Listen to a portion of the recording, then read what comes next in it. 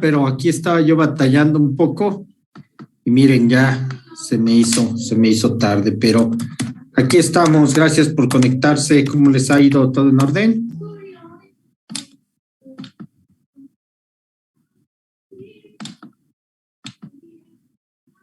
Sí, profe, no se preocupe. Bien, gracias. ¿Y usted?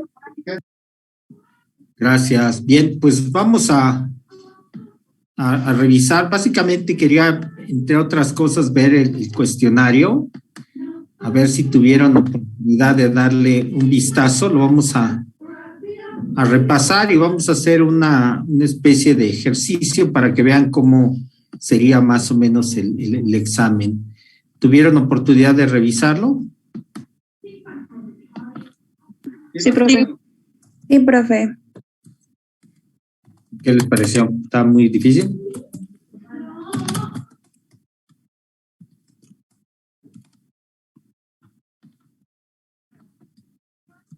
Profesor, nada más en la pregunta me perdí un poquito en la última, creo que es la 44, acerca de los terrenos. Ok.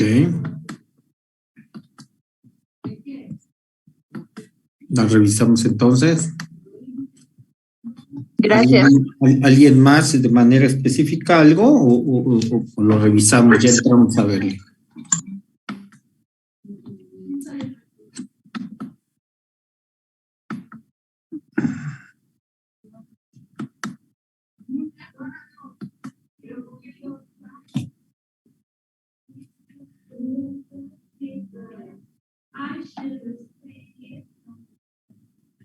Y aquí lo estoy abriendo.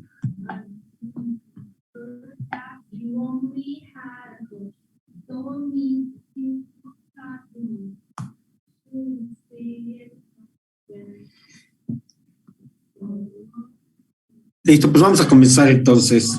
¿Qué diferencia existe entre una contribución directa y una indirecta? Recuerdan que lo platicamos, pero, insisto, para eso sirve este cuestionario, porque nos recuerda los pendientes que teníamos. Tal vez ni siquiera lo dimos por concluido o se dio una definición precisa de contribución directa o indirecta. ¿Cómo la responderían?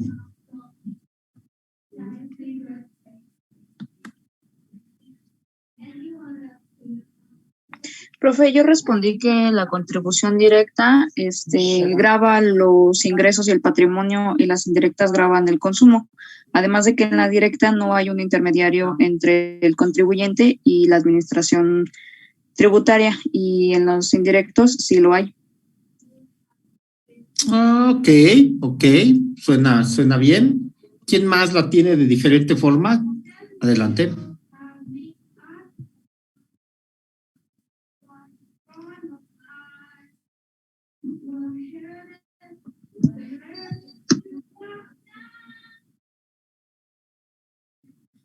Vamos a avanzar, jóvenes. No voy a tomar la lista, o al menos quisiera no hacerlo. Adelante. Yo también tengo otra. Tengo que los impuestos directos son aquellos que se imponen según la capacidad económica del contribuyente, y estos se dividen en dos. De producto, estos consideran las características del bien, y personales, que es sobre la capacidad del pago del contribuyente. Y el impuesto directo, pues creo que el más común es el impuesto sobre la renta. Y después están los indirectos, que son los que recaen sobre el consumo o sobre las transacciones. Los más comunes son el IVA y el impuesto especial sobre producción y servicio, el IEPS. Perfecto, muy bien, gracias.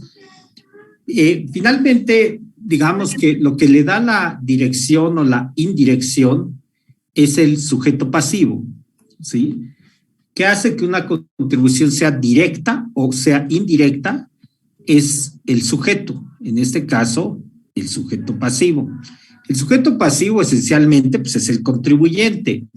Digamos que la contribución directa ataca directamente, como su nombre lo dice, al contribuyente, mientras que la indirecta lo hace de esa forma, de manera indirecta.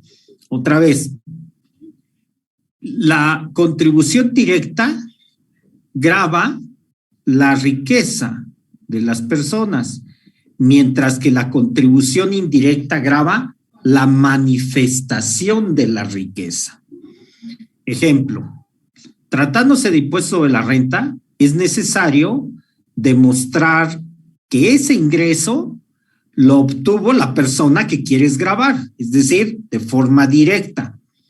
Por eso hay una presunción de ingresos. Cuando un contribuyente tiene unos depósitos, digamos 100,000 pesos en tu cuenta, el SAT presume que ese dinero es ingreso. Pero si demuestras que no lo es, sino que es un préstamo o que alguna persona te dio a guardar el dinero y después lo regresaste, es decir, demuestras que no es tuyo, entonces pudieras excluirte, no tendrías que pagar el impuesto sobre la renta. En el caso de los impuestos indirectos no es así, lo que se grava es la manifestación de la riqueza. El fisco federal no tiene que demostrar que ese dinero es tuyo, basta con que lo exteriorices para que te grabe. Digamos, el ejemplo más clásico es que le pides a un amigo, oye, ve y compra una computadora en el Walmart, porque yo saldré de viaje, y entonces él llega a la tienda y dice, por favor, no me cobre el IVA. ¿Por qué? Porque este dinero no es mío, este dinero lo ganó alguien más y no me pertenece. En ese caso, no podría excluirse del pago del impuesto al valor agregado. Quien está manifestando la riqueza es la persona que está realizando el gasto. De la riqueza con el que vas a pagar es yo o no. ¿Trabajas si tú lo ganaste o no? La realidad es que no es importante, no es relevante. Si ese mismo ejemplo lo ponemos para impuesto sobre la renta, entonces nunca vamos a escuchar, no deberíamos de escuchar que el SAT fincó un crédito fiscal a Daniel porque su primo Jorge ganó dinero. Oye, suena un absurdo, ¿sí? El SAT tendría que demostrar que Daniel fue el que obtuvo ese ingreso y no el primo Jorge. No te pueden hacer responsable por el ingreso de un tercero. ¿Se dan cuenta? Estamos exactamente cruzados, impuestos directos, impuestos indirectos. Por eso es que se recomienda, ¿no?, el CIAT, ahorita se los apunto aquí, ajá, ahí va, búsquenlo, CIAT, realiza estudios y sugiere a las administraciones hacendarias, cobra impuestos indirectos, pues son mucho más fáciles de recaudar. Porque tratándose del impuesto directo, la administración pública tiene que demostrar que ese dinero en efecto le corresponde a esa persona. Si se finca un crédito fiscal y después se determina que no es de su propiedad, pues entonces se viene abajo el crédito fiscal que se impuso, como cuando se hace el embargo de bienes. Una persona, ¿no?, otra vez Daniel debe un crédito fiscal y embargan bienes si eran propiedad de Jorge. Jorge puede interponerse en ese caso, en autos, digamos, en un recurso de revocación y demostrar que esos bienes son de su propiedad. Entonces no podría embargarse sus propiedades por deudas fiscales de terceros, pero no así tratándose de contribuciones indirectas. Basta con que manifiestes la riqueza para que seas un pagador de impuestos. Entonces, ¿qué es lo que da la dirección o la indirección en una contribución? El sujeto pasivo, si lo atacamos de manera directa o de forma indirecta. Pero pues esto es un complemento a lo que ustedes están diciendo. Me parece que lo están diciendo correctamente. Complementen con eso y podemos ir revisando las preguntas. ¿Cuál es el principio de legalidad en materia fiscal? ¿Quién lo dice?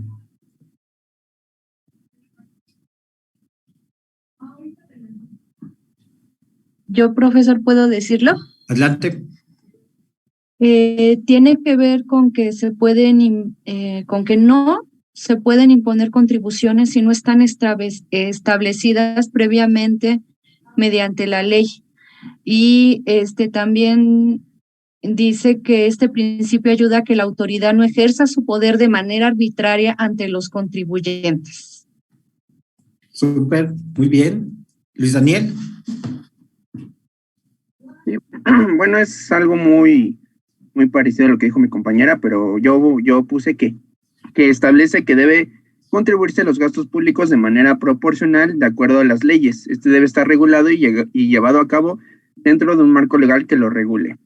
Y bueno, usted nos dio esta frase que dice: no hay un tributo sin ley. Si no está establecido en la ley, no puede haber un tributo. Súper. Lo están diciendo correctamente. Pasamos a otra cosa. Es correcto como lo están manifestando ustedes. Amanda, ¿querías decir algo? Creo que un principio de legalidad también es que sea la Cámara de Diputados quien emita estas leyes respecto a los tributos. De otra manera sería inconstitucional, ¿no?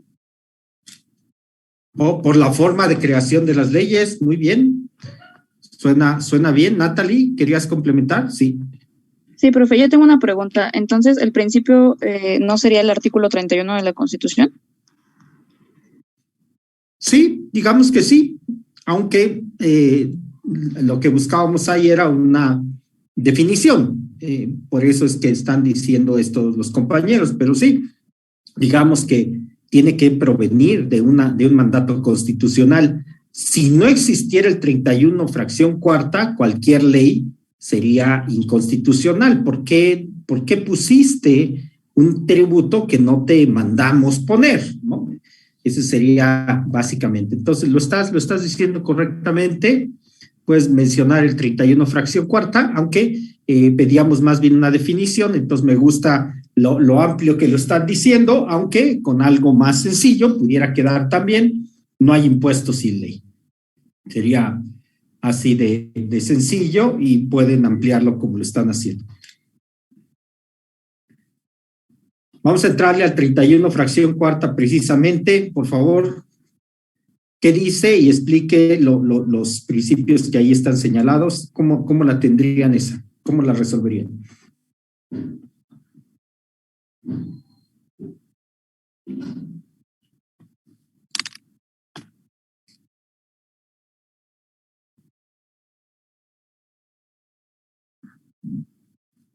Veo muchos, estamos ahí: Eunice, Héctor Islas, Carmen, Santiago, Núñez Herrera, Héctor Islas, De la Rosa, Marco Alanís, Oded. Métanse todos, necesitamos que estén todos conectados. Sí, Amanda. Bueno, el artículo 31, fracción cuarta, dice que son obligaciones de los mexicanos contribuir para los gastos públicos, así de la Federación como de los estados, de la Ciudad de México y del municipio en que residan, de manera proporcional, equitativa y que disponga las leyes. Y yo puse que los principios son, pues, que debemos de contribuir al gasto público.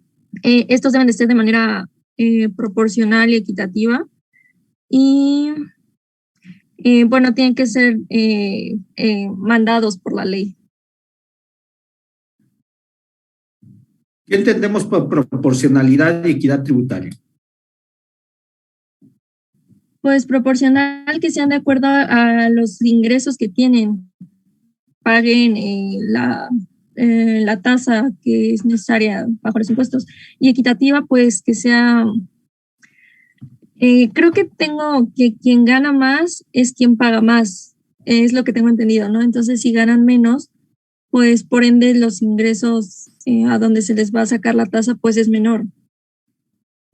¿Alguien más quiere complementar esto? ¿Qué es, cómo dice el 31 fracción cuarta y qué es proporcionalidad y equidad tributaria?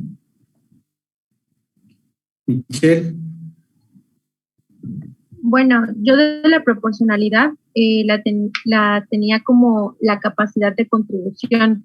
Por ejemplo, el ISR va en función de nuestros ingresos y el IVA es en función de del flujo del efectivo que vaya a tener el contribuyente. Entonces, por eso es su capacidad de contribuir. Y la equidad tributaria era la igualdad de hacer valer las leyes, pero aquí usted nos había dado un ejemplo en el que, por ejemplo, se pueden formar grupos y dentro de esos grupos ahí se podría generar una ilegalidad, como había dicho usted. porque por ejemplo es agrupar a las mujeres con mujeres y a los hombres con hombres, pero las mujeres pueden tener quienes ganen mucho y ganen poco, pero a ellas se les deja, por ejemplo, que paguen un 5% y a los hombres, por ser hombres, que se les paguen, que contribuyan en un 50%. Entonces ya ahí habría ilegalidad. Bien, entonces, igual a iguales es la equidad tributaria, y cuando expliquen proporcionalidad, utilicen la palabra capacidad contributiva. Sustituyanla por riquezas o ingresos, y es correcto como lo están mencionando. Vamos a seguir adelante para poder avanzar. ¿Cuál es la tasa general del IVA y por qué hay otras tasas y cuáles son las excepciones? Todavía no lo hemos visto a detalle, pero estoy seguro que saben o han revisado que hay exentos, que hay tasa 0%, ¿no? La clase pasada les dije, denle un vistazo al artículo 9. Entonces, finalmente, ¿cuántas tasas de IVA hay?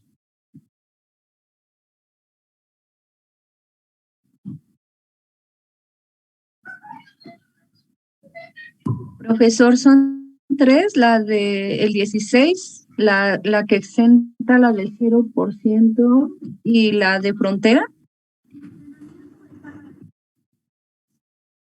Ahorita ajustamos. ¿Alguien más? Es tasa del 16%, tasa 0 y exenta, ¿no? Ahorita ajustamos. ¿Alguien más?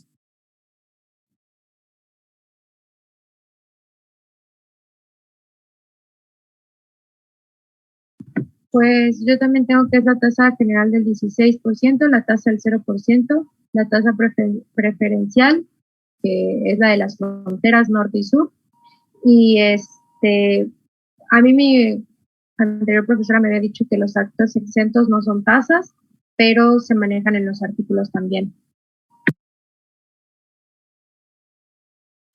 ¿Alguien más? Ya para dar un comentario, si alguien quiere participar, adelante.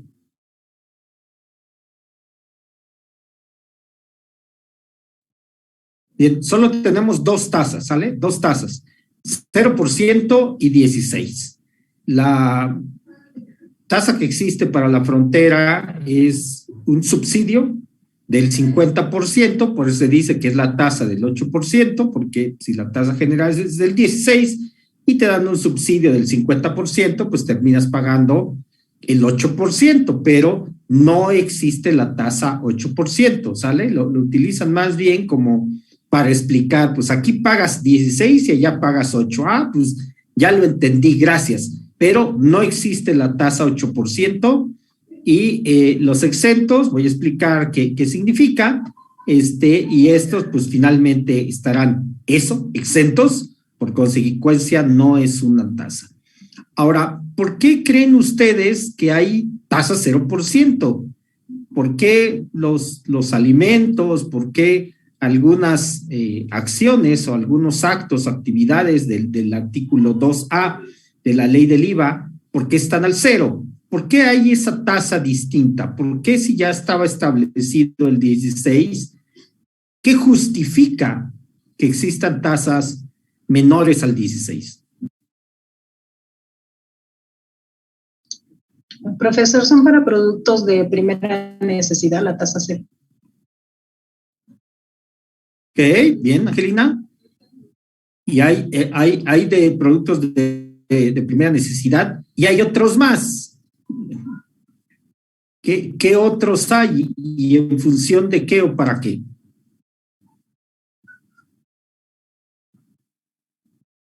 Sí, Michelle. Bueno, con mi anterior me había comentado que la tasa del 0 es porque se puede pedir la devolución del impuesto, y eso es lo que le hacía como la diferenciación. Sí, ahorita explico un poco más, pero lo que buscamos es ¿por qué se creó? Ajá. ¿Quién levantó la mano y la bajó? Adelante. Profesor, también es para las importaciones que los productos ya traen un impuesto de donde se compraron los productos, pero para que no se pague doble impuesto, entonces es la tasa 0. Oh, no, ahí ya te me fuiste a otro lado, Angelina. Ahorita la ajustamos, pero no va por ahí, no va por ahí. Hernández, sí. Perdón. Pues ya había leído que esta tasa se creó para, bueno, por así decirlo, para las clases bajas, para compensar los gastos.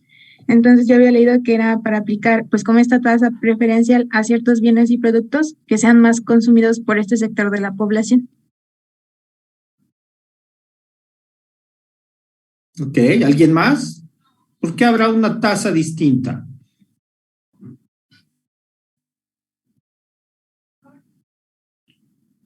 Bien, vamos a utilizar una expresión, tal vez ya la había dicho, no recuerdo. El bien jurídico protegido, el bien jurídico tutelado, ¿sale? Prácticamente para el español existen todas las palabras, no tenemos que explicar o estar diciendo, como ahora lo estoy preguntando, ¿cuál es el trasfondo? ¿Cuál es el fondo? ¿Cuál es el interés?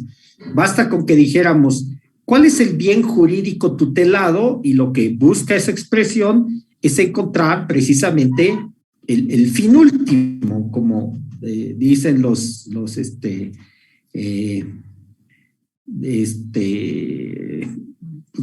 filósofos, ¿no? El fin último, ¿no? Como para hacer más, acentuar más esa expresión.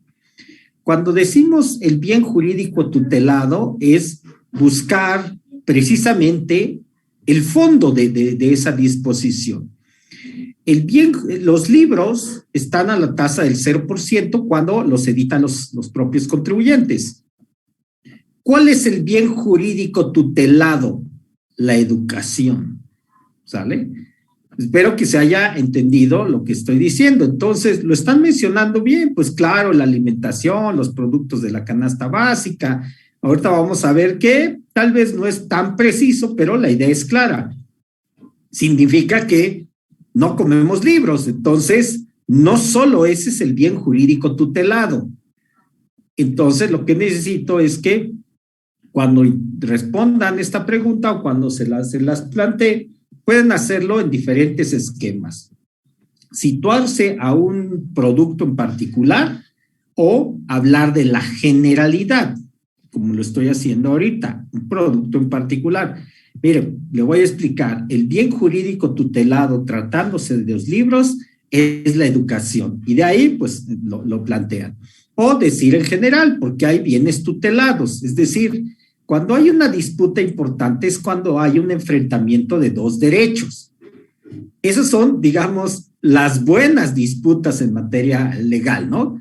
Porque hay dos derechos que están ahí, subsumidos, encontrados en ciertos respectos, ¿no? Alguien dirá, pues yo tengo el derecho a fumar, y el otro dirá, pues yo tengo el derecho a respirar sin humo. Entonces, hay dos derechos, se enfrentan dos derechos.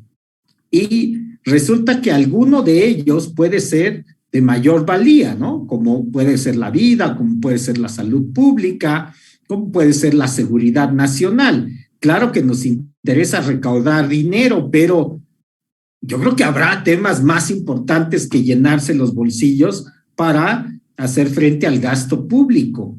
Entonces, en ánimo de ayudar a la población a que no tenga problemas de salud, entonces van a poner un medicamento a la tasa del 0%, en ánimos de que pues las personas compren libros a cambio, digamos, a costa de no recaudar, pero hay un bien mayor, hay un derecho mayor. Ese bien mayor es el bien que se tutela, es el bien que se protege. Por eso cuando decimos el bien tutelado, pero es un bien jurídico, porque no está físicamente, no es un bien que podamos contar, pesar y medir. Entonces, por eso se utiliza esa expresión. ¿Cuál es el bien jurídico tutelado para la tasa del 0%? Esa sería la pregunta más precisa que yo tendría que decir. O tendría que explicar. ¿Por qué no me explicas ¿cuál es el bien tutelado para los libros a la tasa del 0%? Y entonces ustedes responderán que es la educación. ¿Se dan cuenta? Estamos buscando ese bien mayor, ese fin mayor. Sí nos interesa recaudar, sí nos interesa la economía, sí nos interesa, pero resulta que la salud pública es antes que otra cosa. Por eso las aduanas pueden establecer aranceles menores o aún exentos para el ingreso de este tipo de mercancías. Por eso el artículo 25 de la ley del IVA pues nos señala que tratándose de donativos que den las instituciones u organismos internacionales cuando hay desastre, pues esos productos estarán a la tasa exenta en importación. ¿Eso qué significa? Pues que el legislador comprende que cuando se presenta una mercancía en la aduana, tiene que pagarse impuestos, pero ante una tragedia, olvídate de la recaudación, ingresa pronto esos bienes para que puedan asistir a la población. Significa entonces que hay un bien mayor. El bien jurídico tutelado será la seguridad nacional. El bien jurídico tutelado será la salud pública. Dicho esto, si se está entendiendo, ¿quién quiere ponerme, por favor, un ejemplo de algunos de los que hayan leído en la tasa del 0% de IVA, en el artículo 2A, si alguien recuerda cuáles son tasa 2A, del 0% en el 2A? ¿Quién me puede poner un ejemplo sobre el bien tutelado en alguno de los productos del 2A? Adelante.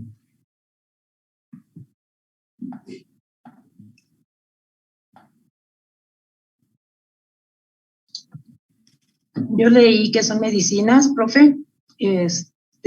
También los terrenos que son para uso de casa-habitación. Bueno, la construcción. Ajá, pero quédate ahí, Angelina, quédate ahí. A ver, sí. Medicinas. ¿Cuál es el bien tutelado? ¿Cuál es el bien jurídico protegido? ¿Por qué el legislador puso una tasa diferente al 16%? Ahí, por ejemplo, en las medicinas, es lo que mencionaba usted, que es la salud. Ok, ¿y tú qué piensas al respecto, Angelina? Digamos, ¿votarías a favor? ¿Te parece bien que haya bienes con tasa diferenciada del 16%? Sí, yo votaría a favor, porque primero es la salud, porque sin salud no hay personas activas que puedan producir, entonces se necesitan mexicanos que puedan producir, que sean activos. Súper, muy bien, porque aquí pensemos, y no espero que todos tengamos la misma opinión, ¿no? Sería válido que alguien dijera, oiga, pero ¿por qué unos pagan 0 y otros pagan 16? ¿Por qué unos pagan 8%, no? El 50%, ¿por qué pagan 8 y por qué otros pagamos 16? Digamos que pudiéramos tener válidamente una defensa sobre la equidad. Todos igual, ¿por qué tiene que haber excepciones? Uno de los grandes problemas del sistema fiscal mexicano es esa, son las excepciones, pero no nos ponemos de acuerdo. Imaginen que yo quisiera aplicar en el aula todo esto que estamos diciendo. Entonces, pues termina la clase y, oiga, profesor, yo no puedo entrar a las 7, puedo entrar a las 9, oiga, profesor, yo no puedo ir los jueves, puedo ausentarme todos los días jueves, y entonces pudiéramos tener ahí, ¿no? Una expresión de ustedes diciendo, pues miren, el profesor es muy comprensivo, a todos los escucha y tú no te preocupes, tú entras a las 9, tú no te preocupes, los jueves estás libre, ¿que tú qué tienes que hacer? No, pues descansa, vete a tu casa, ¿no? Dirían, qué comprensivo es nuestro profesor, votamos porque es un buen profesor en ese sentido, pero habría a lo mejor alguien que estuviera en desacuerdo y dijera, oiga, profesor, pues todos tenemos frío de salir a las 9 de la noche de la universidad, oiga, todos tenemos trabajo, es decir, ¿por qué hay excepciones? Todos por igual. No les dé excepciones, profesor, ¿no? Digamos, pudiéramos tener ese gran debate poniendo el mismo tema que estoy señalando de la tasa de IVA, pero ponerla en el aula.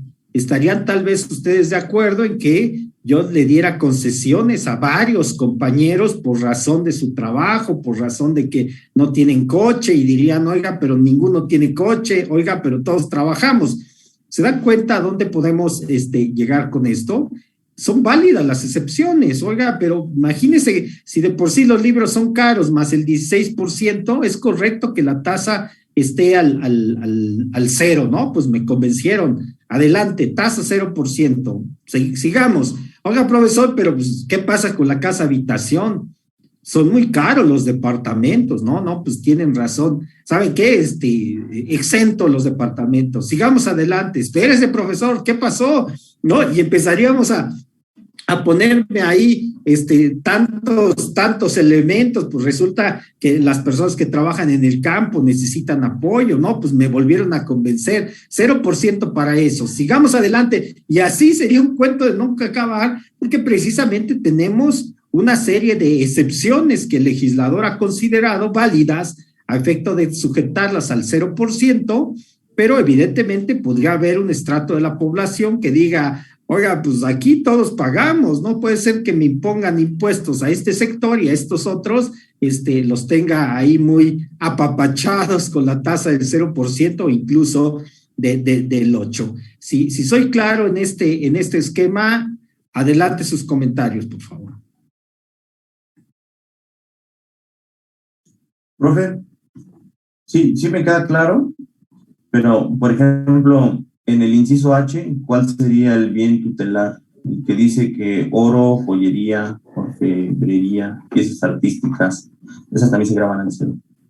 Claro, adelante, dímelo tú, investiga, digamos, de eso se trata, vamos a escudriñar cuál es el bien tutelado, porque en muchas ocasiones tal vez ni siquiera hay un razonamiento al respecto, ¿no? Por ejemplo, en materia de impuesto a la renta, pues están los partidos políticos no son sujetos a imposición fiscal, ¿no? ¿Por qué? Pues pobrecitos, imagínense, son tan pobres que no tienen dinero para aportar al gasto público estos partidos políticos, necesitan un apoyo. Pues tal vez suene a broma, decir, oiga, pues que paguen, pues si tienen dinero y además prerrogativos, ¿por qué ellos están exentos? Pues evidentemente la respuesta será más bien política que filosófica, y así nos vamos a encontrar con una serie de elementos que están bien sustentados, pero otros simplemente no lo están, y eso puede suceder también en el aula. Por eso yo digo, vamos a aplicar esos principios en el aula, porque habrá alguien que de verdad lo necesite. Oiga, profesor, mire el estado en que vengo con muletas, deme una concesión, adelante, ¿no? Oiga, pero ¿por qué el profesor le dio la concesión a otros que no lo necesita, ¿no? Al parecer. Y así nos va a suceder en todas las cosas. Por ejemplo, a lo largo hay de estar en la universidad, pues he tenido alumnos de todo tipo y algunos que llegan en silla de ruedas porque es permanente la problemática que tienen de salud. Y les digo, oiga, compañero, ¿usted necesita algún apoyo? ¿Quiere? No, profesor, a mí tráteme por igual. Y hasta me avergüenza yo haberle dicho eso, ¿no? ¿Qué digo con esto? Pues en la práctica, la verdad es que los alumnos que menos lo necesitan son los que más te están pidiendo concesiones, y aquellos que a nuestra vista dirías, oigan, pues vamos a apoyarlos, ellos, ¿no? Como dicen, sacan el pecho y dicen, profesor, al contrario, a mí póngame el examen más difícil y verá que lo saco adelante.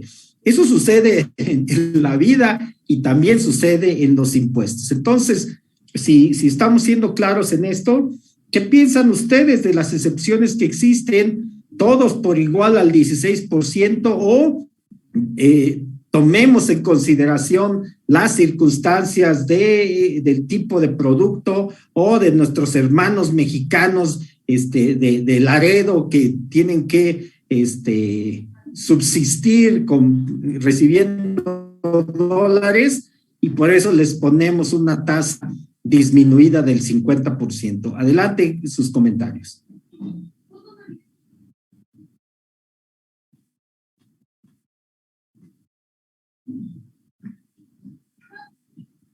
Adelante, jóvenes. Yo sé que tienen algo que decir. En relación a lo que decía el compañero Manuel, en relación al oro, yo leí que según la pureza y también la cantidad, si es de nudeo, o sea, sí se está exento. Y yo pienso que se está exento porque se está comprando poco oro y sirve, por ejemplo, a los que hacen productos con este metal, que son pequeñas empresas, y me imagino que para apoyarlos.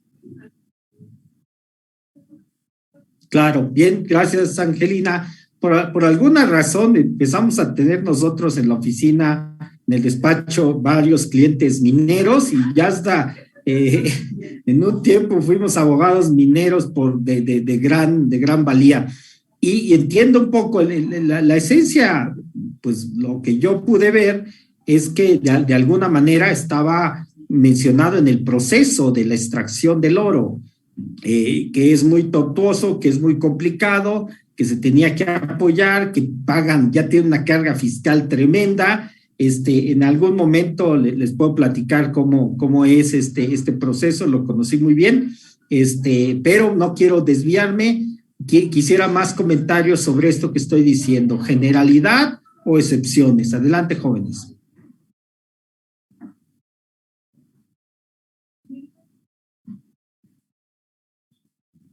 Profesor, yo tengo una duda. ¿Por qué el agua no está exenta solamente hasta los 10, o sea, menores a 10 litros?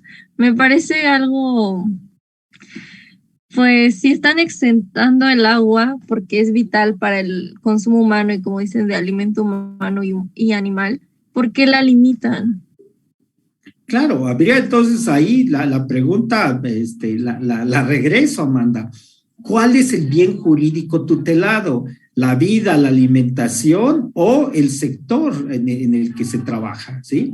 Porque a veces parece que se protege una cosa y en realidad el trasfondo es otra, pero para evitar la palabra trasfondo, pues que usemos bien jurídico tutelado.